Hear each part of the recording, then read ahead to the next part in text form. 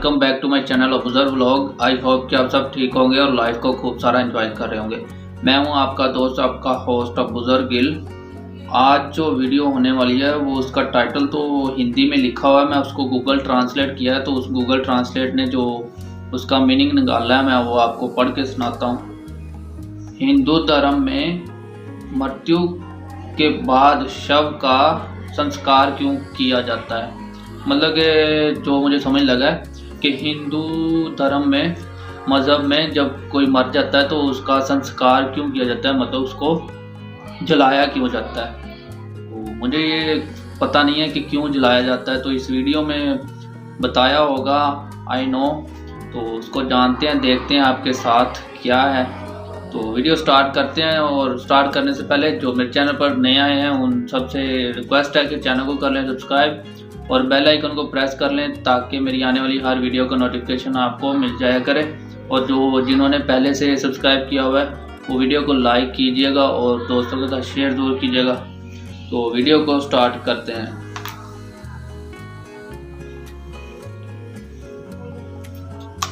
मित्रों, जैसा कि हम सभी जानते हैं, इस दुनिया में अगर कोई बात अटल है तो वह है हमारी मृत्यु।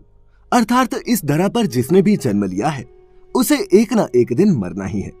लेकिन सबसे बड़ी हैरानी की बात यह है कि मनुष्य जैसा प्राणी इसे जानते हुए भी सबसे अधिक इसी सत्य से भागता है, और इसका कारण है मृत्यु के रहस्यों के बारे में जानकारी का ना होना, जिसका वर्णन हिंदू धर्म के 18 पुराणों में से एक गरुड़ पुराण में विस्तार से किया गया है। आज की इस वीडियो में हम आपको बताएंगे कि गरुड़ पुराण के अनुसार हिंदू धर्म में मृतक के शरीर को जलाया क्यों जाता है, और साथ ही ये भी बताएंगे कि किस कर्म के कारण मृत आत्मा को किस योनि में जन्म लेना पड़ता है। तो चलिए मृत्यु के रहस्यों से पर्दा उठाने का ये सफर अब शुरू करते हैं। नमस्कार और द डिवाइन टेल्स पर आप सभी का एक बार फिर से स्वागत है। गरुड़ पुराण के धर्मकांड प्रेतकल्प अध्याय में इस बात का वर्णन किया गया है कि जब मनुष्य की मृत्यु का समय नजदीक आता है तब उसके शरीर की स्थिति क्या होती है, और साथ ही ये भी बताया गया है कि इंसान की मृत्यु हो जाने के बाद उसके शव के साथ उसके परिवारजनों को कैसा व्यवहार करना चाहिए ताकि मृतात्मा को जल्द से जल्द मुक्ति मिल सके। गरुड़ पुराण के प्रकल्प अध्याय में पक्षीराज गरुड़ के पूछने पर भगवान श्री कृष्ण कहते हैं कि हे गरुड़, जब मनुष्य अपने इस जन्म में कर्म करता हुआ मरणासन अवस्था में पहुंचता है तब उसके शरीर में कई रोग उत्पन्न होते हैं। मरणासन मनुष्य अचानक सर्प की भांति मौत की जकड़न में बनता चला जाता है, परंतु फिर भी जीने की मन में इच्छा लेकर दुखदायी जीवन को व्यतीत करता रहता है। और फिर अंतिम क्षणों में उसे एक अलौकिक चेतना आती है जिसमें मरणासन मनुष्य को सभी लोग एक जैसे ही दिखाई देते हैं। भगवान श्री कृष्ण गरुड़ से कहते हैं, जो मनुष्य जीवन भर झूठ नहीं बोलता, किसी के साथ छल नहीं करता, आस्तिक और श्रद्धावान रहता है, वो सुख पूर्वक मृत्यु को प्राप्त करता है। वहीं जो मनुष्य मोह और अज्ञान का उपदेश देता है वह मृत्यु के समय महाअंधकार में फंस जाता है। जो झूठी गवाही देता है या फिर किसी के साथ विश्वासघात करता है और वेद निंदक है, वो मूर्छा रूपी मृत्यु को प्राप्त करता है। उनको ले जाने के लिए लाठी एवं मुदर से युक्त भयभीत करने वाले दुरात्मा यमदूत आते हैं। ऐसी भयंकर परिस्थिति को देखकर प्राणी के शरीर में भयवश कंपन होने लगता है। उस समय वह अपनी रक्षा के लिए अनवरत माता पिता और पुत्र को याद कर करुण क्रंदन करता है। उस पल प्रयास करने पर भी ऐसे जीव के कंठ से एक शब्द भी स्पष्ट नहीं निकलता। भयवश प्राणी की आंखें नाचने लगती हैं, उसकी सांसें बढ़ जाती हैं और मुंह सूखने लगता है, और इसके बाद ही वह शरीर का परित्याग करता है। इसके बाद यमलोक पहुंचने पर जीवात्मा जब यमराज को देखकर भयभीत होती है तब यमराज के आदेश से उस जीवात्मा को पुनः एक बार उसी स्थान पर यमदूतों द्वारा ले जाया जाता है जहां उसका मृत शरीर रखा हुआ होता है। ऐसे में जीवात्मा वापस आने पर पुनः अपने शरीर में प्रवेश करने की कोशिश करता है, परंतु यमदूतों द्वारा पाश में बंधे होने के कारण वह अपने शरीर में प्रवेश नहीं कर पाता। ऐसे में उस जीवात्मा को भूख एवं प्यास सताने लगती है, और जब उससे ये कष्ट सहन नहीं होता वह जोर जोर से रोने लगता है, परंतु उसके रोने की आवाज किसी को सुनाई नहीं देती। उधर जब किसी मनुष्य की मृत्यु हो जाती है तो दोस्तों आपने भी देखा होगा कि परिवार के लोगों द्वारा मृतक के शरीर को घर के आंगन में गोबर से लिपे हुए स्थान पर कुश और तिल रखकर उस पर लिटा दिया जाता है। गरुड़ पुराण में भगवान कृष्ण ने इस बारे में विस्तार से बताया है कि आखिर ऐसा करने से मृत आत्मा पर इसका क्या प्रभाव पड़ता है? भगवान श्री कृष्ण कहते हैं कि जब भी किसी मनुष्य की मृत्यु हो जाए तो उसे घर के आंगन में गोबर से लीपकर उसके ऊपर तिल और कुश बिछाना चाहिए। तदनंतर ही उस स्थान पर मृत शरीर को लिटाना चाहिए, क्योंकि ऐसा करने से मृत प्राणी अपने समस्त पापों को जलाकर पाप मुक्त हो जाता है। शव के नीचे बिछाए गए कुश समूह मृत आत्मा को स्वर्ग ले जाते हैं। कृष्ण कहते हैं कि तिल मेरे पसीने से उत्पन्न हुआ है, अतः तिल बहुत ही पवित्र है। तिल का प्रयोग करने पर असुर, दानव और दैत्य भाग जाते हैं। और कुश मेरे शरीर के रोमों से उत्पन्न हुआ है। कुश के मूल भाग में ब्रह्मा, मध्य भाग में विष्णु और अग्र भाग में भगवान शिव निवास करते हैं। ये पदार्थ मृत आत्मा को दुर्गति से उबार लेता है। अगर मृत शरीर को बिना गोबर से लिपी हुई भूमि या फिर गोबर के बिना लिटा दिया जाए तो उस मृत शरीर में यक्ष, पिशाच एवं राक्षस कोटि के क्रूर कर्मी दुष्ट प्रविष्ट हो जाते हैं। मृत शरीर को कुशासन पर लिटाने के बाद उसके मुख में पंचरत्न डालना आवश्यक है, क्योंकि स्वर्ण या फिर पंचरत्न सभी पापों को जलाकर आत्मा को मुक्ति की ओर ले जाता है। अगर ऐसा नहीं किया जाए तो प्रेत आत्माएं मृत शरीर में प्रवेश कर जाती हैं और फिर से वे कई सालों तक उसी योनि में भटकता रहता है।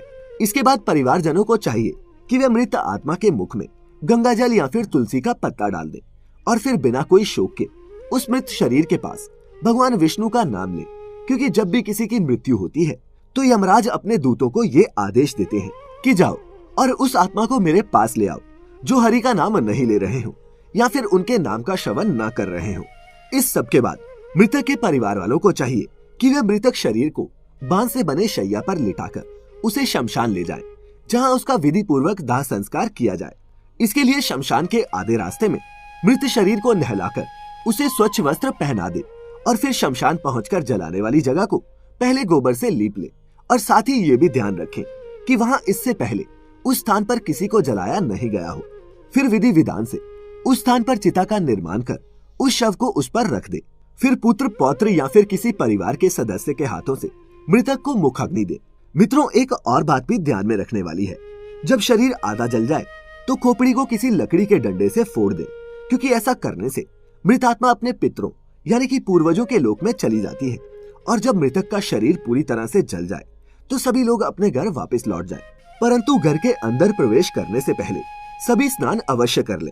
लेकिन दोस्तों, आगे बढ़ने से पहले आपको ये भी बता दूं कि दाह संस्कार क्यों आवश्यक है। गरुड़ पुराण के अनुसार हिंदू धर्म में अगर किसी मृतक का दाह संस्कार नहीं किया जाता तो उसे अपने पूर्वजों के ऋण से मुक्ति नहीं मिलती और वह सैकड़ों सालों तक मृत्युलोक यानी कि पृथ्वी पर भटकता रहता है। इसके बाद दोस्तों, जैसा कि आप सभी जानते हैं कि मृतक की आत्मा की शांति के लिए उसके परिवार वाले 10 दिनों तक पिंडदान करते हैं और फिर उसका श्राद्ध कर्म किया जाता है। लेकिन इसके बारे में विस्तार से हम आपको फिर कभी बताएंगे। अभी आइए जानते हैं कि मृत्यु के बाद उस जीवात्मा का क्या होता है। दोस्तों, जैसा कि हम जानते हैं कि हिंदू धर्म में पुनर्जन्म में विश्वास किया जाता है और ऐसा माना जाता है कि सभी प्राणी को उसके द्वारा जीवन भर किए कर्म के हिसाब से अगले जन्म में अलग अलग योनियों में जन्म लेना पड़ता है। तो चलिए जानते हैं कि गरुड़ पुराण में भगवान श्री कृष्ण ने इसके बारे में क्या बताया है। मित्रों, भगवान श्री कृष्ण के अनुसार मनुष्य, पशु, पक्षी आदि योनियां अत्यंत ही दुखदायिनी है। इसलिए इन सभी को उनके कर्म के अनुसार से ही योनियां प्राप्त होती हैं। श्री कृष्ण की माने तो कोई भी प्राणी सत्कर्म और दुष्कर्म के फलों की विविधता का अनुभव करने के लिए ही इस संसार में जन्म लेता है।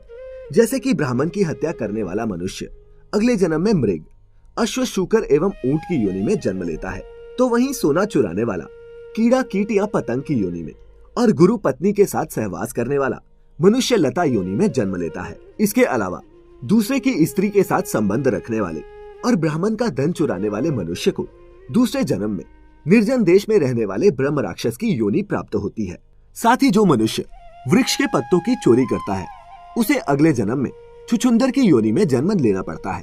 धन की चोरी करने वाला चूहा, वाहन चुराने वाला ऊंट तथा फल की चोरी करने वाला बंदर की योनि में जन्म लेता है। घर का सामान चुराने वाला मनुष्य गिद्ध, मधु की चोरी करने वाला मधुमक्खी, फल की चोरी करने वाला गिद्ध और अग्नि की चोरी करने वाला बगुले की योनि में जन्म लेता है। इतना ही नहीं, जो मनुष्य स्त्री के बल पर इस संसार में जीवन यापन करता है वह दूसरे जन्म में लंगड़ा पैदा होता है। जो मनुष्य पति परायण अपनी पत्नी का परित्याग करता है वह दूसरे जन्म में दुर्भाग्यशाली होता है। और मित्र की हत्या करने वाला मनुष्य उल्लू की योनि में जन्म लेता है। किसी छोटी कन्या के साथ दुराचार करने वाला मनुष्य अगले जन्म में नपुंसक जल की चोरी करने पर मछली बनता है, दूध की चोरी करने से बलाकी का, और ब्राह्मण को दान में बासी रोटी देने वाला कुबड़े की योनि को प्राप्त होता है। मित्रों, इसके अलावा झूठी निंदा करने वाला लोग कछुए की योनि में जन्म लेता है। अंत में भगवान श्री कृष्ण कहते हैं कि उनके ये सब कहने का तात्पर्य ये है कि जिस प्रकार इस संसार में नाना भांति के द्रव्य विद्यमान है, उसी प्रकार जीव जंतुओं की भी विभिन्न प्रजातियां हैं। वे सभी अपने अपने कर्मों के प्रतिफल के रूप में सुख दुख एवं अनेकों योनियों का भोग करते हैं। इसीलिए मनुष्यों को समझना चाहिए कि जब भगवान ने उन्हें बुद्धि दी है तो वह अपने जीवन काल में शुभ कर्म ही करें, जिससे उनको इस लोक और परलोक दोनों में ही मुक्ति मिल पाए, न कि उनको अपने अशुभ कर्मों के कारण फिर से इसी मृत्यु लोक में जन्म लेकर नाना प्रकार के कष्टों को भोगना पड़े। मित्रों, आपके मन में ये प्रश्न भी उठा होगा कि मरने के बाद जीवात्मा तो स्वर्गलोक या फिर नरकलोक जाती है, वह कब जाती होगी, वह कितने दिनों तक अपने कर्मों के हिसाब से वहां रहती है। तो मित्रों, आपको बता दें कि इसका वर्णन भी गरुड़ पुराण में किया गया है और इस पर हमारी एक वीडियो आप ऊपर आई बटन पर क्लिक कर देख सकते हैं। और हाँ, अगर आपको हमारी आज की ये प्रस्तुति पसंद आई हो तो इसे ज्यादा से ज्यादा लाइक और अपने मित्रों के साथ शेयर जरूर करें। फिलहाल आज की इस वीडियो में इतना ही। अब हमें इजाजत दें। आपका बहुत बहुत शुक्रिया। तो दोस्तों, इस वीडियो में हमने हिंदू धर्म के अनुसार जाना कि इंसान मरने के बाद उसको संस्कार क्यों किया जाता है और कैसे उसको मरने के बाद क्या क्या सजाएं और किस किस को, मतलब कि अगर जो वो दुनिया में करके गया उसका मरने के बाद उसको कैसे और उसकी सजाएं, और वो जो पैदा होगा दोबारा वो किस किस रूप में पैदा होगा, कुछ जानवरों के रूप में और कुछ परिंदों के रूप में। तो जैसा हम मुस्लिम का एक कीदा है, मतलब कि यकीन है, हिंदी में पता नहीं क्या बोलते हैं यकीन को या कीदे को, तो कि हम जब मर जाते हैं हमें जो हमारी रूह कब्ज़ करता है, जो हमारे अंदर रूह है जो ये बोल रही है रूह, तो वो जब हम मर जाते हैं उसको कब्ज़ करने के लिए, मतलब निकालने के लिए, जैसा हमारा ईमान है कि जिब्राइल अलैहिस्सलाम आते हैं दुनिया में और पाँव के जो यहाँ पाँव से रूह निकाली जाएगी। तो जब इंसान दुनिया में आया था तब भी रोता हुआ आया था, और जब इंसान दुनिया से जाता है तो तब भी रोता हुआ जाता है। तो ये एक दुनिया का मतलब कि है, एक आर्जी ज़िंदगी होती है जो हम दुनिया में आते हैं और कुछ पल के लिए यहाँ पे रहते हैं, और जो भी करते हैं उसका मरने के बाद हमें अजर, मतलब कि सज़ा में हमें मिलना होता है। तो आपको वीडियो कैसी लगी? मुझे ये सब पहले नहीं मालूम था कि हिंदू धर्म में ये चीज़ें पाई जाती हैं, मतलब कि ऐसे ऐसे यकीन किया जाता है। तो मुझे ये वीडियो देखकर पता चला। वीडियो अच्छी लगी हो तो लाइक कीजिएगा और दोस्तों के साथ शेयर कीजिएगा। अगर ऐसी और वीडियो पर रिएक्शन चाहते हैं तो नीचे डिस्क्रिप्शन में आपको इंस्टाग्राम का लिंक मिल जाएगा, तो वहाँ पर DM कीजिएगा और मिलते हैं।